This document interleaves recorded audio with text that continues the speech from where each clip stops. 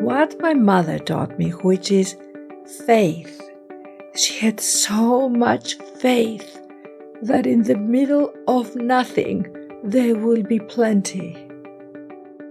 And if we can communicate that to people, that in the middle of our hardest times, there is faith that we are not alone.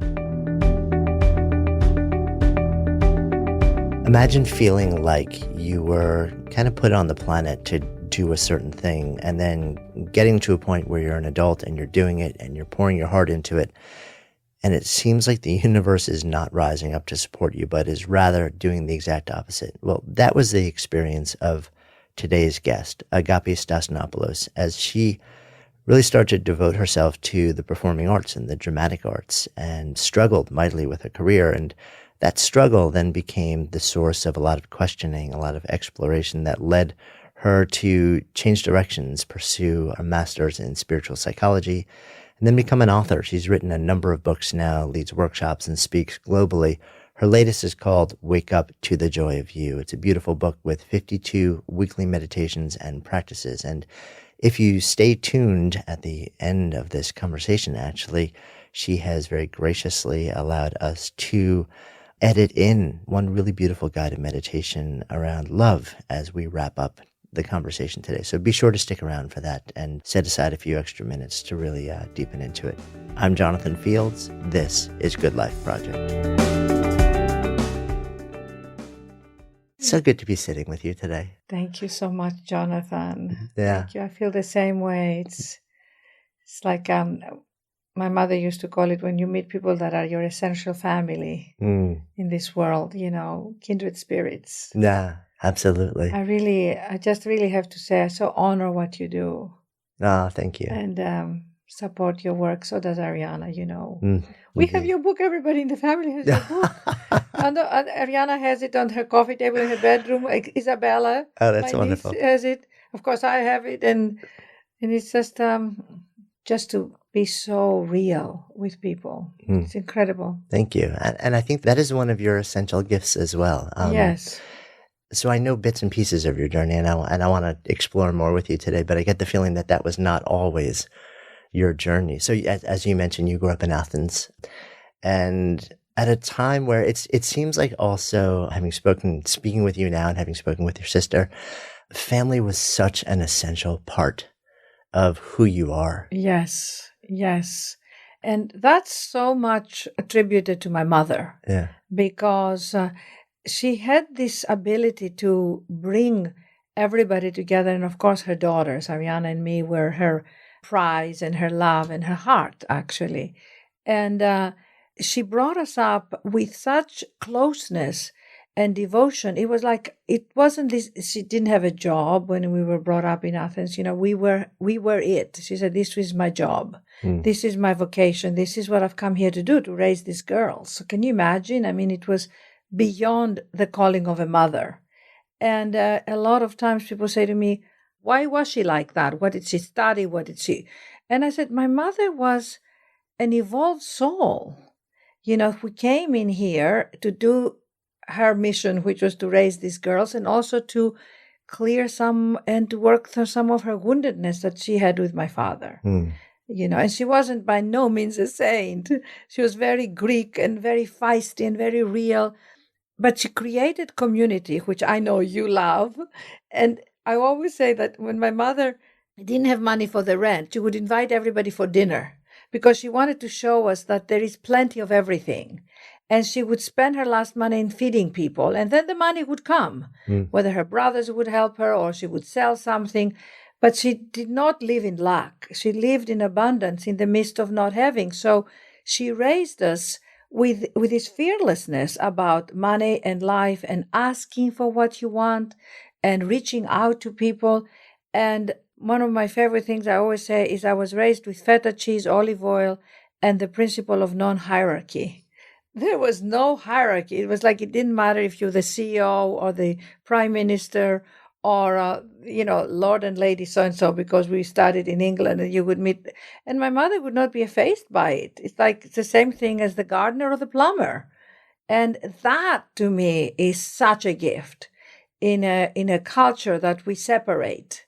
And we go, well, you have this or you've achieved this. What does that mean? We all started from the same place. So what we put of status and in our culture and what we make more important, it undermines the human heart and the human spirit. So I'm very committed to breaking through that. And I'm very committed to helping people breaking through that. Yeah. And that's so clear. At the same time, you write about this very transparently and powerfully in your book, Wake Up to the Joy of You, that your mother's relationship with your dad was very challenging. And to a certain extent, it kind of seems like you were your father's child. Oh my God, that is so beautiful that you see that. I really appreciate that because I was. And in a funny sort of way, I still think I am.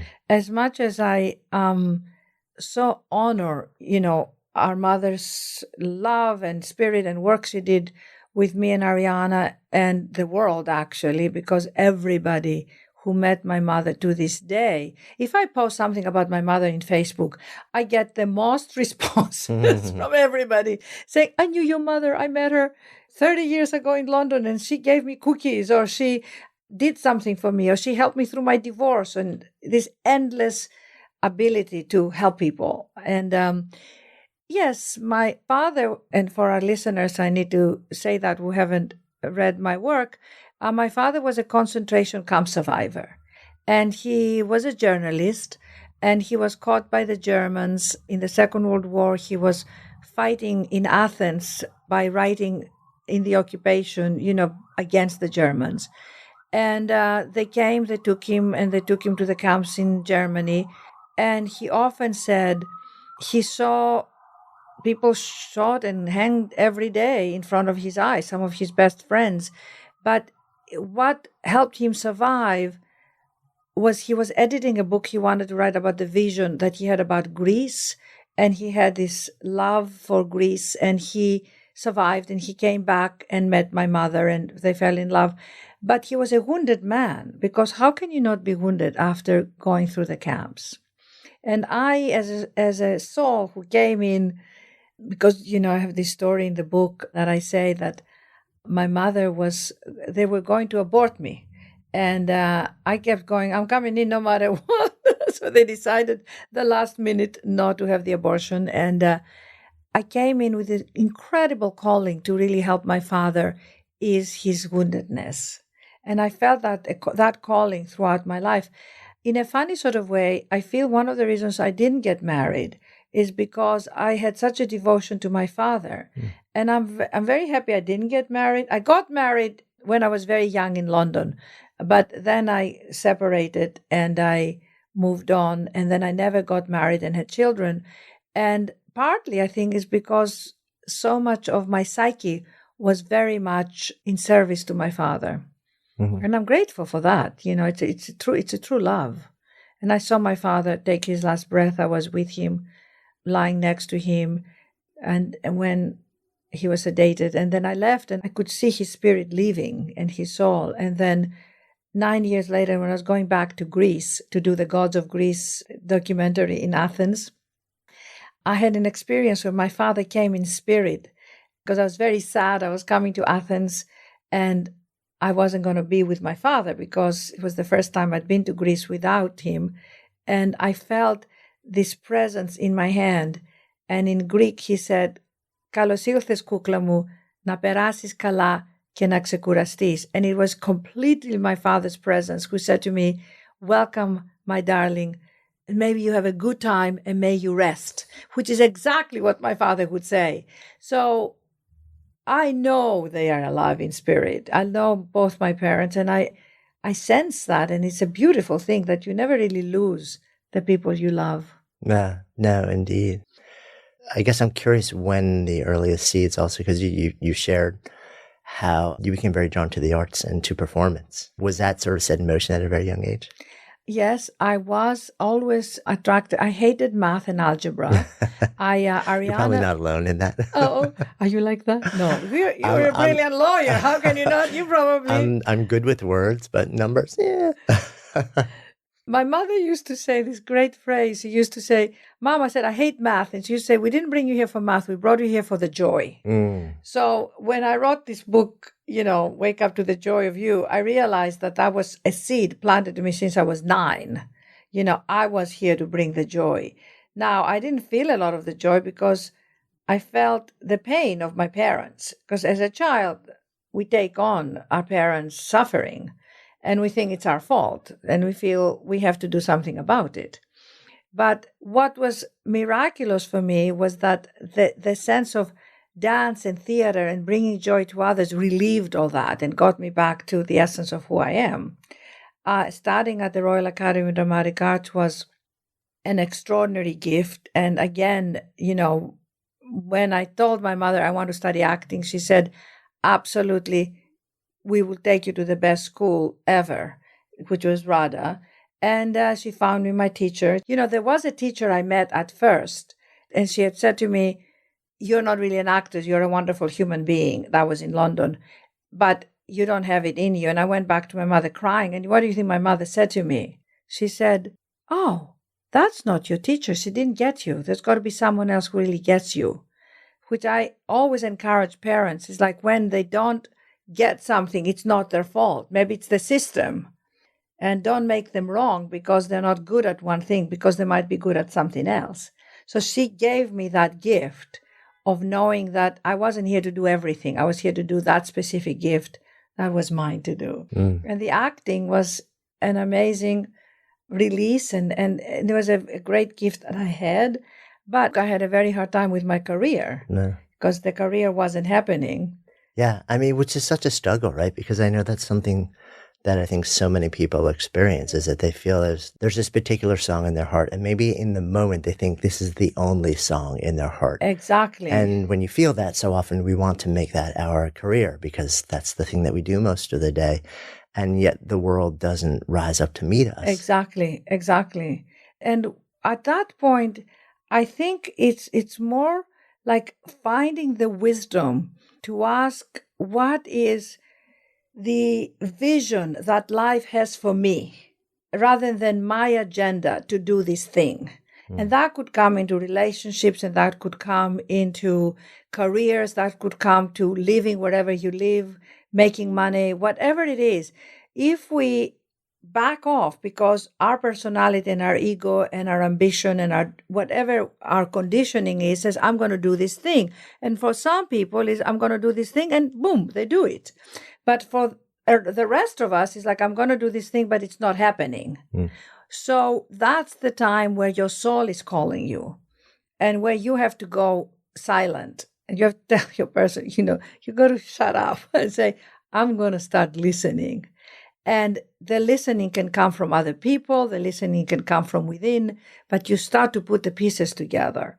And for me, I had this epiphany one day in a New York City bus where I didn't get a part I wanted in a Greek play. And I thought, well, if I don't even get a part in a Greek play, it was a 6-hour Greek play all together. And the same old line that people, directors would say to me, well, you are so wonderful and you're so talented, but we don't know what to do with you because you don't fit in. You don't fit in here. You don't fit in this American series. You don't fit in the Greek series because you don't look Greek. You don't sound, whatever it was. And in that moment where in the bus, I started to speak with one woman and spontaneously performed Joan of Arc for her. And that moment opened up my universe, because I realized that my misidentification, that I waited for the world to say, I'm hiring you, you belong with us. And when the world wasn't giving me that, I ended up saying, I've got it. I'm just going to give it unconditionally to a woman in the bus, to the streets, to anyone who wants to listen to me. I will give my gift because it gives me joy to do this thing. And that started my career. That started my one-woman show as the Goddesses, because she actually said to me, go do your own thing. But I was insecure. I didn't have the confidence I didn't know what my own thing was. But it was revealed to me because she put the seed there. Yeah. So much to talk about in there. Uh-huh. But I think so often we feel that if somebody else doesn't, in relatively short order, pay us for the thing that we feel like we're here to do, that it's not actually our thing. No, maybe it just needs to sort of make its way into the world differently. But I also think there's this really thin line, right? Because maybe it's not our thing. And I guess this is a really tough thing for a lot of people is how do you know when you're getting feedback from the world around you that says that maybe there's something different that is waiting for you, that is much closer to, like the truth of who you are. And that is the thing that you're here to bring to the world versus they just don't get who I am and what I'm here to do. Exactly. And I think, Jonathan, partly what happens at that moment, and I so relate when people are going through that no matter what age, because you can go through it, of course, in your 20s and your 30s. So many people do it in their 40s and 50s. In their 40s and the 50s. Yeah. And then you go, I'm doing this work, but I'm not happy. I'm miserable doing, like I'm miserable being a lawyer. I'm miserable, doing this job. I hate my job. I hate my marriage or whatever it is. And I think on top of that, we feel ashamed and we judge it. And we judge ourselves that we don't have it. We judge ourselves that we start comparing ourselves. Everybody has it except me. And yet what happens is we shrink. And in the shrinking, we can't find the solutions and the light. So the ultimate courage at that moment is to not shrink, to say, hey, God, the universe, whatever, I'm a miracle of life. As I always say, I have 37.2 trillion cells that are making me, this little heart is beating and making my body alive. Being alive is an incredible miracle. And truly, I refer to God, but God, whatever you want to call God, is like the spirit doesn't say, well, I'm going to give you some things, but you're not going to get anything, the rest of you. The spirit is generous. And when you find that spirit in yourself that is generous to you, and however you find it is the mystery of life, because each one of us has our own path, that is the most beautiful awakening. And everyone could write a story about how they found it. Mm. And I think people should write a story and should write a post or anything, because we're all looking, well, how did you find yours? And how did you find yours? And that's an amazing experience to really listen to people, Yeah. And it's funny. I so agree with you. And I think we're all looking for that one thing that works for all. Like, what's the one universal unlock key for everyone? My sense is that, like you said, I agree. I think there is no one thing. And at the same time, I do see, and I know you agree with this because through what you've shared and what you've written, that there are practices. Right. That allow us to more easily see that. And one of them, or maybe not a single practice, but the notion of creating more stillness in your life. Right. Is so important. Yes. More inner time, where you don't find yourself in the world. And there is a great phrase in the Bible, which I love, which is, he that walks in me is greater than he that walks in the world. And it happens to be Christian, but I'm sure every single religion has the equivalent. The kingdom of heaven is within. I mean, the Greeks said it, with the soul, the universal soul, know thyself. Socrates said it, Plato, about the oneness of the soul. So we just have to start exploring as a human being who is struggling, who's a mother, who is single with raising kids, as a man who lost his job, and how many people we know out there who are losing their jobs and because the company is shrinking and they're minimizing their stuff. About a woman who's struggling with her weight, a woman who said to me the other day at the hairdresser where we're having our color done, she heard my voice and said, "Oh my God, you are Agapi." I said, "How do you know?" She said, "Because I've been listening to your audio of your book 3 times, because I have a horrible divorce going on, a man who left me, who I brought from Australia. I have 2 kids with him, and he left me for a good friend of mine. And now this is a successful woman, but can you imagine the struggle with that?" So where do we find at that moment the spirit, the love, and the sweetness of life? What kind of journey do each one of us has to go to be met, as you said, by life?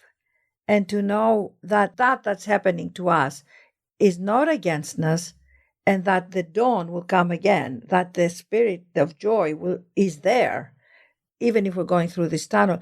And to me, that's my passion, to help people who are feeling less than, who are feeling stuck. Or it's a horrible thing when you are feeling so unhappy about something and people around you are getting what they want, right? Let's be human for a minute. It is. We measure our self-worth, our success, our value. I mean, there's all this research around this, right? You know this as well. And in comparison to those we surround ourselves with. So back to the practice that you said. So what is the practice? And the practice is, first of all, the practice is whatever is happening to me right now, as Rumi said, is rigged in my favor. Because let us come back to the fundamental question, why are we here? And I have this in the chapter of Finding Your Purpose, when a 16-year-old boy asked me that question. And I said, Michael, why do you think we're here? And he said, I think we're here to wake up. And I went, wow. And so life will give us whatever it takes to wake up, that we are not that thing. We're not that relationship. We are not that job. We are not that bank account. And from that place, if we know that we are a soul embodied in this body and we are of spirit, then we start to put the pieces together, because we're coming from the top down. And to me, that was my path, because I wasn't getting anything. I was hitting against the wall. And I had angst. I mean, I know angst. I know what it takes to wake up in the morning and to feel, oh my God, I'm never going to have a life. I'm 28. I don't have a relationship. I don't have money. I don't have a job. What am I going to do in this world? And feeling that I'm talented and I'm loving and I'm a good person. And yet to find your trajectory, to find your spirit, to find your calling, in that, I started to devote myself to yoga and to meditation and to doing practices of writing just in my journal, and to talking to people and to finding teachers, like Paramahansa Yogananda and my teacher that I found in Los Angeles, John Roger, and going to seminars, and then going to the University of Santa Monica to study spiritual psychology. And like Jonathan, you don't get where you are without putting the hours and the work. It's like gardening. You don't get to see these flowers and these orchards grow without watering them and taking the weeds out and fertilizing. And every day, I don't know, we have a gardener in Los Angeles, and every day we have a gardener. He goes and I help him sometimes water the plants. And that's a daily practice. And I know you speak a lot about that. So to ask people, what is your daily practice of devotion and reverence and asking? And in the asking, or just simply asking and being still, it's amazing what's revealed to us. Yeah, I agree. Just however you access that place, I think that's one of the big things, is that it is a practice that, whether it's meditation or movement or walking or prayer, that it's very rare that somebody sits down and, like on day number 2, you're like, aha, it's all been revealed to me. Like, this is it's a practice of stillness that allows an unfolding over time. And my sense is that so many people get frustrated and bail on that practice long before it cultivates enough stillness for them to see what's capable of bubbling up. Yes. Because we're afraid of the nothingness. We're afraid of the no thing. But we have to go through the no thing to have the worlds open up to us. And we're afraid of the emptiness.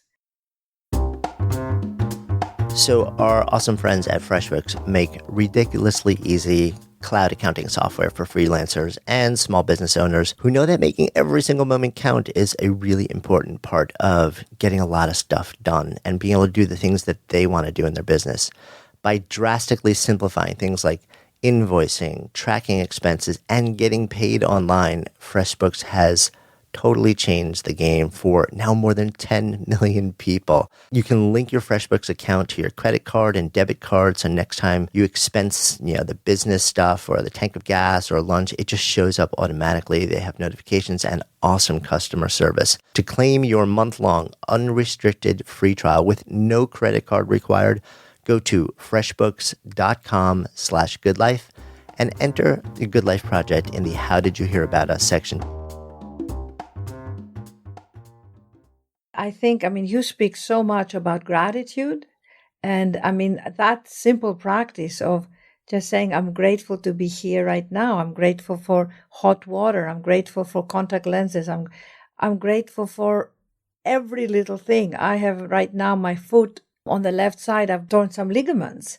I did it through a yoga practice that I stretched, wrongly my foot. And now I have to ice my foot.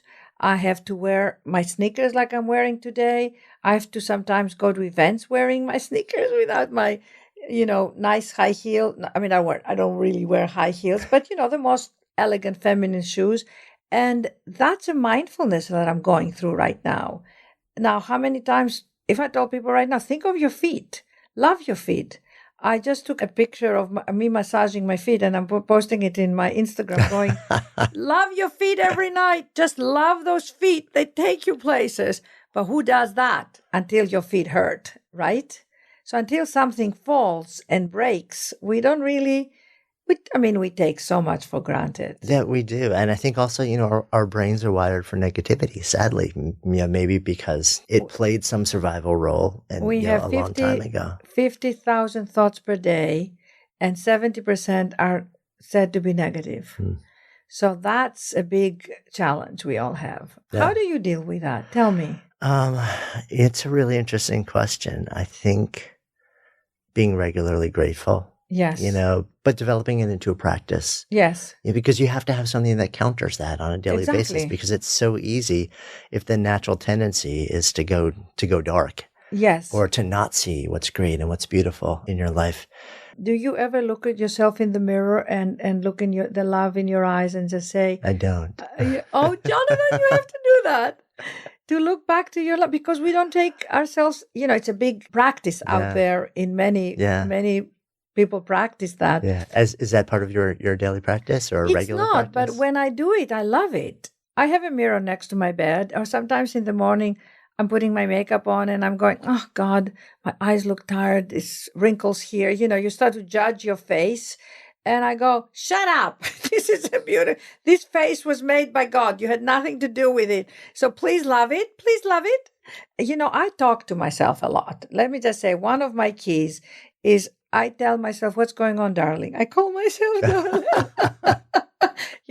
I live with Ariana, who's a very go person. She's very religious on her practice about sleep. So I know you are too.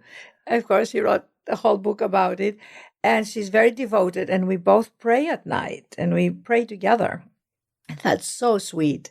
And when my niece is there, we pray, all of us. And before a meal, we always tell each other what we're grateful for. So that's a daily practice, the gratitude.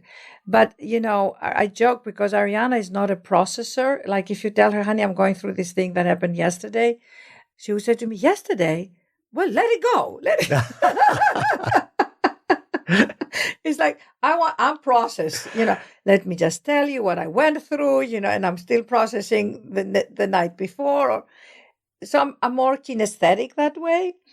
So I had to develop this connection with myself of really, and I would put my hands in my belly and I would say, what's going on, darling? What's going on? And she will say to me, that girl in me, because we're all girls and boys, ultimately, we're adults, but that girl in me will say, I'm upset about this, or I didn't exercise today and I don't feel good. And I have apologized to myself. I'll say, I'm sorry, I didn't take you to the gym. I know you wanted, but I got too busy handling my life. Or she would say to me, she would literally tell me things like, can you go out for a walk now? Because like if I'm working too many hours for me, I have to break the pattern. I know you speak about standing and walking, and that's a big practice.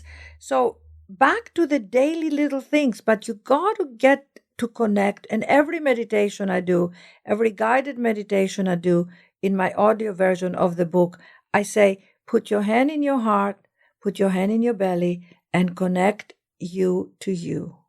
Connect your heart, connect your emotional state, and then you can start bringing the light from above and your third eye, and you start to feel the alignment of yourself. So when you go out into the world, build that connection. So when you walk into a place, you bring you with you. Mm. And then life is sweet. Yeah. And I feel like we're so disembodied on a daily basis. So interesting that you just said that about one hand on the heart and one hand on the stomach, because I've intuitively come to that same place. And I noticed that when, I would be either lying in bed or lying in meditation or just stressed out. And if you put one hand over your heart, one hand on your belly, there is this circuit that feels like it gets completed. And, for those who are not open to subtle body anatomy or energy and stuff like that, you don't have to buy into anything. That's right. Just you feel it. You feel it. And there have been so many times where I've just been lying there, I'm stressed out, I'm frazzled, and I'll just kind of lie on the couch or lie in bed, and I'll just put a hand, open palm on the chest and open palm on the belly, and it's like everything just settles. It's almost like there's a trigger inside of us that's meant to connect in some way when you do that. I love that you said the circuit, because I'm going to actually use that, because it is like your circuit it's like you're disconnected and suddenly you connect. That's what it feels. I mean, it literally feels like that. It feels that way. And I think even if people are listening now, if they just did that, of course, if you're driving, please don't do it. Pull over first. pull over to the side. But I just feel, sometimes, Jonathan, I will say that in the corporate world when we do Thrive seminars, and people would come to me and say, I've never done that. And I said, dear God, where happened to us that we are so in our heads and in our to-do list that we literally, and if you have a partner that's loving, sure, you touch it, you can do that with each other. But what if you live alone? And what if you just stopped and did it in the day? And it's so sweet, but it's almost, I'm Greek, of course, and it's kind of, we are much more touchy-feely. Mm-hmm. We're much more kinesthetic. But I think we should make a habit to help people, and I speak a lot about this in The Art of Meditation and in the book about, Jonathan, I feel the key to meditation, and so many people say, it's so hard to meditate. I start, but then I stop. And I said, meditation is about gratefulness and heartfulness. If your heart is not engaged, then it's just another mental exercise that will leave you empty. 1 minute of heartfelt devotion and gratitude takes you closer to that kingdom within, to your heart, than years of practice. And you see that in little kids, when they're so connected. And that's where the joy resides. Yeah, because it seems like that's our natural state. And something happens when we move from being little kids. We lose that somehow, somewhere along the way. The veil drops. Yeah. It's just really, there are two states of consciousness, I feel. Before the veil of forgetfulness, it's like we go asleep. And actually, it's in metaphysical books, I've read it a lot, that at 7 years old, the veil drops and we lose our innocence. And we become of the world, and we start to adjust. What are they going to think of me? Your parents say, don't do that, don't say that. Sweetheart, stop it. Don't cry. Boys, don't cry. Go to your room. You're being too loud. All these signals. Look at your sister. Look at your brother. Look at your friend. And then all these thousands of things that happen that start to cloud our essence. So our job is to really, I think it's Carl Jung or E. Cummings who said, you're not responsible for what happened in your childhood, but you're responsible to heal it as an adult. And I think that is our work, all of us. How do we heal what happened, what is happening, and how do we let go of the agenda to know that we're always seen and we always matter? And how do we find that chord through our habits and our practices? And if you have hurt, you must cry.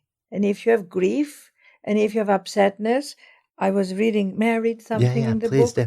I have a beautiful quote here in The Power of an Open Heart, which starts by saying, if you wish to be loved, love. But of course, sometimes you don't know where to begin to love. And I say, if you find yourself feeling stuck, down, anxious, bitter, or pessimistic, I guarantee that your heart is closed at the very moment. You probably have critical judgments of yourself, others, and life, and you feel isolated. From here, you have a choice. You don't have to stay in this place. Know that at that moment, you are longing for connection with yourself. And ask yourself, why am I withdrawing my self-love? Listen for the response. Is it something current or old? Be honest and allow yourself to be vulnerable, because it is through that vulnerability that our hearts soften. You might need to cry because something is releasing. You might need to write down all the pent-up feelings that have been stored under judgments and criticism. Just know that under all of that weight, your heart is longing to open and to be given permission to express all of your pain, your hurts, your hopes, and ultimately love. Don't live in the separation between you and your heart. It's not a good way to live. Do whatever it takes to heal the separation. In a way, it goes back to that exercise that you mentioned earlier, of looking in the mirror and just looking at your own face, looking into your own eyes. Yes, because we and don't acknowledging the love, the goodness. That's right. We are not, I'm raising my hand. I am not good at that. And most people I know are fiercely uncomfortable with that notion. Well, what about if we gave that up right now? Because I'm not good at either. You want to make a pact? Make a pact. We give each other a 5. Wait, Jonathan and I giving each other a 5. I'll start. I'm not good at it either. I do little bits of it. And then I run away from myself. I run away. We run away from ourselves because it's not comfortable to be in your own vulnerability, in your own tenderness, in your own unknown. Because you look back and you go, oh my God, look at those eyes. And I know, Jonathan, so many people out there see your goodness and your love and who you are. And I know it happens to me wherever I go when people say, oh, you helped me open up my heart. You brought your joy. And, I speak everywhere and people get that. And one day I thought, well, what about giving some of that to Agapi? What a concept. And I have to stop myself on tracks to give back my goodness. And I have to tell you, in our honesty and vulnerability, I'm not there yet. Yeah. And you feel the separation right underneath the underbelly of your belly. In the unconscious lies the belief of what is the belief. And I know for me, was revealed to me one day, because I take on people's emotions and sufferings, and I'm an empath. So literally I can walk into a room and feel the goodness, but also feel the stuff people are going through. And I could walk away with it. People's anxiety, despair. I was on the phone with somebody yesterday and they were anxious. I woke up this morning, I was anxious. And I go, whose is it? But you have the awareness to ask that question. Yes, and then I got really important. And then I had to sit down and let that go. So it's work. Right. I didn't want to have to sit down because I said, well, I'm going to see Jonathan today. I want to be clear. Mm-hmm. So I had to meditate to release that person from my belly because I took their anxiety. But what I think is important at that moment is to say, and for me, it was revealed that when I was 12 and my parents separated, I took on the belief that in order to find the value in myself, I had to absorb people's pain to help them. Does that make sense? I think a lot of people would probably resonate with that. That I felt, well, if I take my father's pain, I have value now. Now, that's when you're 12, you don't know that that's a stupid thing to do because you can't take his pain because it's his pain. But you can be joyful and love him and make him a meal and caress him and do all sorts or leave when he's too down. That's another thing I talk about a lot. When people are down and too negative, leave them. You don't have to suffer people's negativity. But that thing I still struggle with about taking on people's, because it's unconscious. When the woman sitting next to you at the hairdresser the other day said, I recognize your voice, and shared her story and shared how much you've helped her, how did that land with you? That was so sweet. And thank you for asking. It was so sweet because I was struggling with something that day. And, I was feeling off. And I don't even know why. We have those days where you feel off, and I was there and getting my color done, and you look no makeup, like, and you get my color done, and I had to do the next thing. And I said to her, "You're a gift to me right now. You are my gift to tell me that my work touched your heart and helped you." I said, "That means so much to me." And that is so sweet for me to have come to this place of where what I've gone through, I share so vulnerably with people. I don't care about saying anything to people because I know they've gone through it. And that confidence that I have now to share my vulnerability is something that gives me so much joy. And to know that other people are helped from it is just the sweetest thing. There's nothing like it. It's something that gives me motivation to keep going and to keep doing and to keep finding the joy that we are all going through this journey together. Yeah. And it seems like that was the awakening that you had even back in younger years when you were performing, which was that, part of it, I'm sure for you was about, the expressive side of it. But it sounded like, an equally big, if not larger part of it was that you saw that there was something in you that when you performed in some way, lifted others. And there's something about that for you is the bigger. Yes, it's a bigger thing. calling. Yeah. Because I feel when I look from above into my soul's calling, that is my calling to really use Agapi, which in Greek means unconditional love. And it's a sweet name to bear, to have. My mother gave it to me, to use me to lift others. But it's almost like I feel being used because I feel my spirit comes through. So it lifts me to lift others because it's not the personality. I mean, I use my personality and I use my gift, whatever it is. But it's like when you're used by life, by the spirit of life to lift others. And I have to tell you, many times when I'm low in my energy or I feel off, I go, well, call someone and make them happy. You're going to feel great. Isn't that a great key? It's I love that. Go hug somebody because somebody needs that agape love.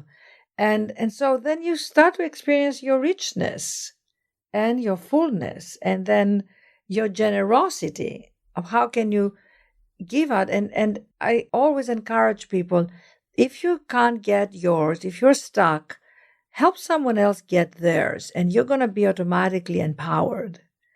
And there's thousands of people who could use your gift out there. It could be the barista in the coffee shop. Just you giving of that energy. Don't wait for the special occasions. Just share it, give it. And that's where we lift each other. Yeah. Sitting here speaking with you and having read a lot of what you've written, it's interesting because there's a radiant joy that just kind of comes, washes from you and fills the room to a certain extent. And yet there's also there's a sense that you have gone through some profound sadness. Yes. What am I picking up on? You're picking up that I have gone through the sadness of my life often not being what I wanted it to be.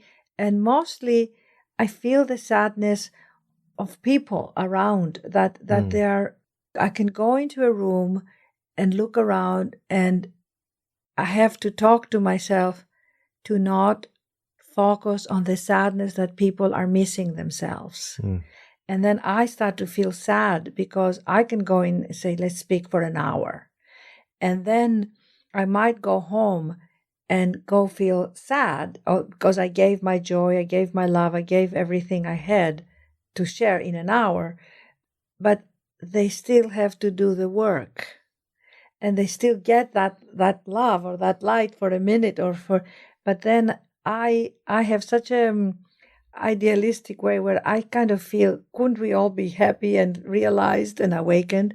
That's a very wonderful, childlike, innocent thing that works with me. Does it make sense? Yeah, it does. And I think it also ties in with what you shared earlier about you being an empath. Yeah. And for those who aren't familiar with that word, that's sort of a description that's come to know somebody who feels what others feel, which can be a blessing. And at the same time, it can be incredibly hard. Yeah, because I think, Jonathan, the soul, our souls, and want to go home, want to be home, want to be realized, want to be home to God, to the soul place that we all know. I mean, the soul came in and embodied here, but who we really want, we want to experience is this light and this love. But yet, look what we all go through. I mean, we go through it. Thank God, we have found ways to come to more of our light and our love and our heart. But my God, you open the news, you hear anything to do with the world, and the world is dealing with a lot of darkness. So how do you not take that darkness? How do you stay in the light? How do you stay, open and expanded? And that's something that I basically struggle with and work with myself daily. As do I think that is Daily. that is something that a lot of people struggle with these days. And I return to my meditation and my prayers, because then I ask the spirit and the love to fill me and to lift me. So I'm in prayer a lot of the day, silently. I might be cooking my scrambled eggs, but I'm asking for the light for the day. I'm asking for the light. And in the audio meditations that I do, I prayed before I wrote every chapter in this book, and it's 52 chapters. I literally would close my eyes and ask for the words to come through, for the meditations to come through me, and to really bring the right words to help me and people open up those doors and those windows to bring a greater light in and to unlock. And that's all we really want. We want to unlock. And you have these moments of unlocking, and then you have the veils that come in. So it's this kind of constant journey of humanity. And how can you have anything else but love and compassion for everything, starting with yourself? And just, literally, there's been times where I've done it, and it's like I go and I, hug myself and I say, I love you, sweetheart. I love what you're doing. And I love you. And I say, oh my God, this woman loves me. And there are times where I'm judging me because of this and that. I have to return the love. And then that love can go out. Yeah. It's kind of interesting to me. I wonder if, in a way, it's easier to profess your love to yourself if you create this sort of altar of yourself, like the darling, or if you create the name for yourself, because it's almost like you're saying this to another, which I think a lot of us would find easier than to just say, insert me in that sentence. It's interesting. I know you're familiar with meditation and loving kindness practice. Yes. Which always starts, the very first part is, it's towards you. And then it's towards someone you love dearly. And then it's towards someone, you just kind of know loosely. And then it's towards somebody who you struggle with. And then it's towards the world at large. And a lot of people struggle with when they get to that person who they're having tension with, offering them kindness and love and wishes for well-being. Yes. But I think a lot of us struggle equally wishing that with ourselves or to ourselves. And I wonder if the practice that you've sort of inadvertently adopted of sort of naming it as somebody else, but knowing it's really you, makes it easier for us in some way. Yes, because it's like you disassociate, you bring yourself to the altar, right? As you said. And, and if we look back, if we look ahead of our lives, all of us are going to have this moment of transcendence and dying. And at that moment, you better have you with you. No matter how many people love you and no matter what you've done in the world, at that moment, it's going to be you and your maker. And so, I have to tell you, with all my spiritual work and everything, I have not made peace of my dying. I don't know how you are about that, but I'm like, I don't want to think about it, because I love life. And I love, I'm very, very involved and engaged in my life. Very, very, very, very much so. I love the people I meet. I love my family. I love to do more good work in the world. And as I said to you at the beginning, time is running out. It's like we have a lot of people to help and spread such goodness. But I go, the Romans always carved on their statues, memento mori, remember death, because it's the perspective of life. Yeah. I have a chapter in the book that I must say I love. It was the year 3005 when I was going through a very hard time, and I was taken into a bigger perspective of the reality. There will be a day that will be 3005, and we won't be here. And the earth will be very different, and our children's children will be different. And in a sort of fairy story, I was taken into another dimension, because there is this other dimensions of the bigger eternal spirit. So then you come back and you're back in this reality. But then that energy of when the veil lifts and you have it, and it's a great reminder, because then you're not living in fear. Because you're living more in, hey, what the hell, I'm going to do this, I'm going to say this, I'm going to have a good time, I'm going to bring my joy. And I go, find your joy. It's there. Find your joy every day, and find a joy buddy who keeps you accountable. You know, we made ourselves accountable to be a body to remind ourselves how we love ourselves, and to take that, to be in silence in front of the mirror and look at the soul and the love looking back to you, and then go do your day. See how your day is going to be different. Sounds good.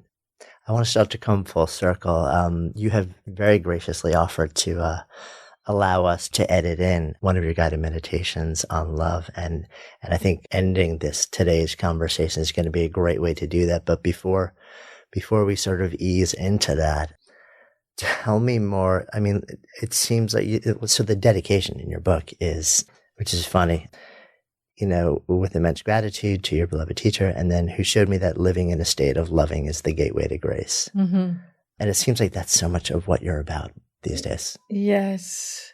Originally this book, which is now called Wake Up to the Joy of You, I wanted it to call Embraced by Grace. And, for marketing reasons, the publishers thought it was too religious, too Christian. Said, grace is like universal. So I'm glad we did Wake Up to the Joy, because joy is so much of who I am and what I want to bring in the world and awaken other people to their joy. But I find that there is a state between a rock and a hard place, whatever we're going through, in that moment where grace at every moment can embrace us. And it's it's like an embroidery, where you have to put these stitches together of your absolutely let go of your preconceived ideas of what life should look like, and embrace yourself, whatever you're going through, whatever you want that you're not having, whatever life is not giving you. And right at that moment, if you just allow it and accept it and kind of lean back and go, it's okay, because I'm still here and I'm breathing, a greater spirit comes through you and embraces you, and you go, that is grace. So everyone listening can't see, but as you just offered that, you went somewhere. Yes, I went to that deeper place inside, that is available if we choose it. And it takes a willingness at that moment to just ask and say, I know that this exists. And it's what my mother taught me, which is faith. She had so much faith that in the middle of nothing, there will be plenty. And if we can communicate that to people, that in the middle of our hardest times, there is faith that we are not alone. And I lived through that in my childhood. I saw it. With like manna from heaven, it will manifest. She taught me that with not having to pay the rent. I'm talking about the practical material world. I'm not talking about airy-fairy going to the Himalayas and seeing, the light. I'm talking about living in a little Athens apartment. And that faith, we must assume it in our daily life. We must assume it, and that will guide us to find our tools and our keys and our people and our essential family Like I said to you when I came here, I said, I'm so happy to be sitting with you because you are my essential family. I know the goodness you spread and you give. So that place exists not just in Agapi and in Jonathan, it exists to all of us. But it takes a willingness. And I totally believe that it can happen in the moment. You know, you can study it, you can read all the books, but you can right now, wherever you are, listening to this moment, you can assume it and you can live it and you can start smiling inside and saying, you know, she's right. She's right. I got it. Because you got this. You know, it's not just us. Everybody's got this. That takes a little bit of switch, then, you know, to unlock that place. It's a leaning back. It's an allowing. I love that. So as we sit here, the name of this is Good Life Project. So if I offer that phrase up to you, to live a good life, what comes up? Oh, to live a good life. I was going to read my favorite quote. Oh, my goodness. It's called, "My heart is at ease, knowing that what was meant for me will never miss me, and that what misses me was never meant for me." By Imam al-Shafi. And that Sufi master, I think, has given us something that is such a wonderful way to live, because then you live with your heart full. My heart is at ease knowing that what was meant for me will never miss me, and that what misses me was never meant for me. That's faith and that's trust, and that's knowing that life is for you. Thank you. That's a good life, isn't it? Indeed. It's a good life. Thank you for this conversation. Thank you so much, Jonathan. Your ability and your gift to listen with your heart is extraordinary, and I thank you for that gift. It's such a rich quality that you listen with all your heart and all your presence, and to bring your presence to me today, it really enriched my life profoundly. Thank you.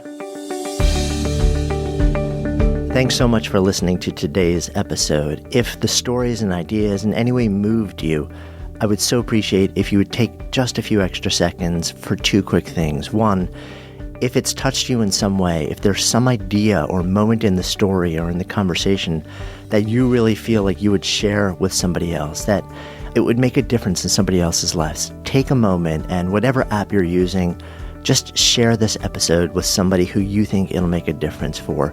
Email it if that's the easiest thing, whatever is easiest for you. And then, of course, if you're compelled, subscribe so that you can stay a part of this continuing experience. My greatest hope with this podcast is not just to produce moments and share stories and ideas that impact one person listening, but to let it create a conversation, to let it serve as a catalyst for the elevation of all of us together, collectively, because that's how we rise. When stories and ideas become conversations that lead to action, that's when real change happens. And I would love to invite you to participate on that level. Thank you so much, as always, for your intention, for your attention, for your heart. And I wish you only the best. I'm Jonathan Fields, signing off for Good Life Project.